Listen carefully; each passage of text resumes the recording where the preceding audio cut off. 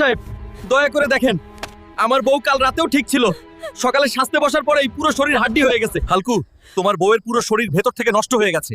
এই অবস্থায় তাকে ঠিক করা প্রায় অসম্ভব, কারণ মেকআপের কেমিক্যাল তার পুরো শরীরে ভয়ঙ্করভাবে ছড়িয়ে পড়েছে। আমাকে বাঁচাও, আমি মরতে চাই না। কিছু হবে না বউ, বল কাল রাতে কোনো মেকআপ লাগিয়েছিলি? এই মেকআপটাই কাল দোকান থেকে নিয়েছিলাম, এটা লাগিয়েই ঘুমিয়েছিলাম, তারপরেই আমার এই অবস্থা হয়েছে। এই মেকআপের আসল রহস্য ফ্যাক্টরিতে গিয়েই বের করব। বউ তুই ভয় পাবি না, একটু বিশ্রাম নে, আমি এখনই ফিরছি। শোন, তোরা এই কেমিক্যাল আজ রাতেই সব মেকআপে মিশিয়ে দিবি, তারপর সেগুলো গ্রামে ছাড়বি। মানুষ অসুস্থ হবে আর আমরা ওষুধ বিক্রি করে বড়লোক হব। তোরাই তাহলে সেই নরপিশাচ যে আমার বউকে হাড্ডি বানাইছিস।